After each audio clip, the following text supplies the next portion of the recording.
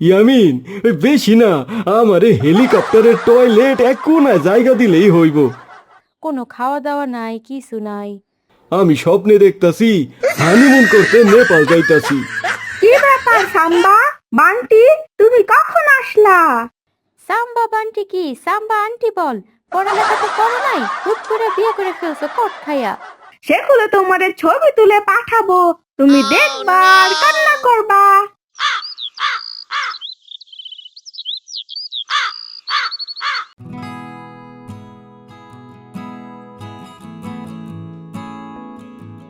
ওগো, কই গেলা? দেখো, বাবা টাকা দিছে আমাদের হানিমুন করার জন্য।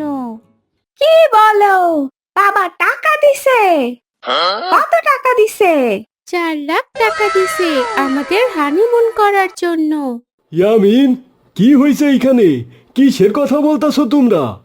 আব্বু, আমার শ্বশুর টাকা দিছে হানিমুন করার জন্য, তাই আমরা এইসব নিয়ে কথা বলতেছি। কি বলস বাবা? তোমার শ্বশুর টাকা দিছে হানিমুন করার জন্য? আমার খুব ইচ্ছা আমার বউরে নিয়ে হানিমুন করার। কি বলেন আব্বা, এই বয়সে হানিমুনে যাবেন? কেরা হানিমুনে যাবে? হ্যাঁ আম্মা, আব্বা বলে হানিমুনে যাবে, তাই বলতাছে। কি বলে? এই বুইড়া বয়সে হানিমুন মানে? তুমি ছেলে ও বৌমার সামনে কি বলো এসব?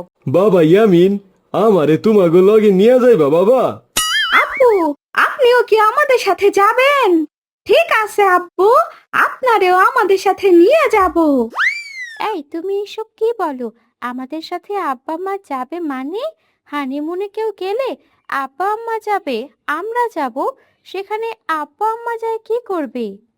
যাক, গেলে সমস্যা কি? সবাই একসাথে থাকলাম, হাসি খুশি করলাম, অনেক আনন্দ করলাম। ইয়ামিন, তোরা ফিস ফিস কইরা কি বলস বাবা? আব্বা, কিছু না, ঠিক আছে, আমরা দেখি কি করা যায়। যখন যাব তখন তোমারে বলবো। চলো, এখন ঘরে যাও সবাই। আমরা দুজন যাব হানিমুনে, তুমি আমাদের মাঝে আব্বা আম্মাকে জড়াইতাছো কেন? দেখো, আব্বা আম্মা ছাড়া আমার তো আর কেউ নাই। আব্বা আমাদের সাথে হানিমুনে যাইবার চাইতেছে, তাই বললাম যে বাবা মা আমরা দুজন সবাই একসাথে গেলাম, অনেক আনন্দ করলাম। না, আমি চাই না। আমাদের সাথে তোমার বাবা মা হানিমুন করতে গেলে তুমি আর আমি যাব, আর কেউ যেতে পারবে না। এখন ঘুমাও, রাত অনেক হইছে।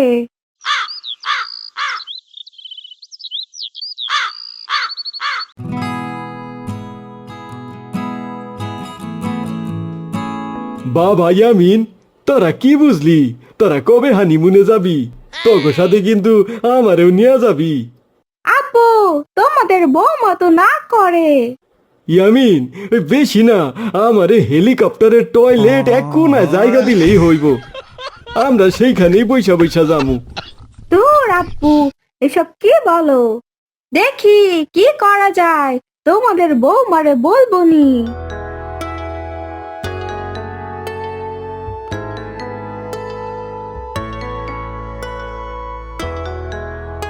কি গো, তোমার কি হয়েছে?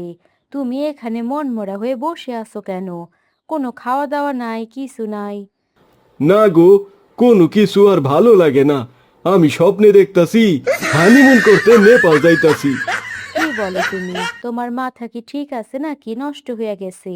তুমি ছেলে আর বউয়ের সাথে হানিমুনে যাইতে চাও? তোমার কি লজ্জা শরম নাই? ধুর, লজ্জা শরম কিসের? আমার ছেলেরা আর বৌমা থাকবো এক রুমে, তুমি আর আমি থাকুম আরেক রুমে।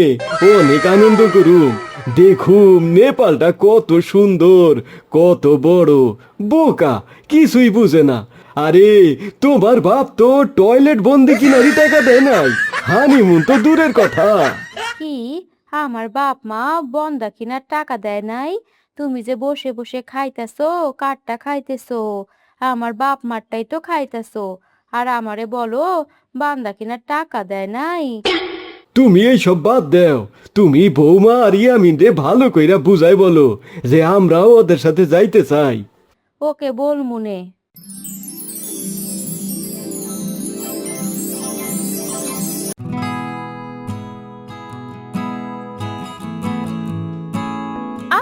দুলা ভাই তোমরা কই গেলা? দেখো আমি আসছি।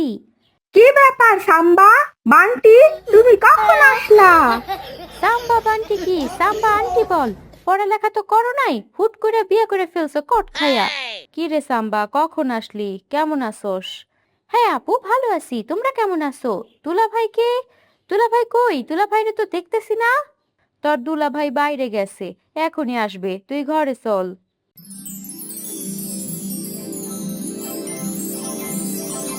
আব্বু, আম্মু, তোমরা কই গেলা?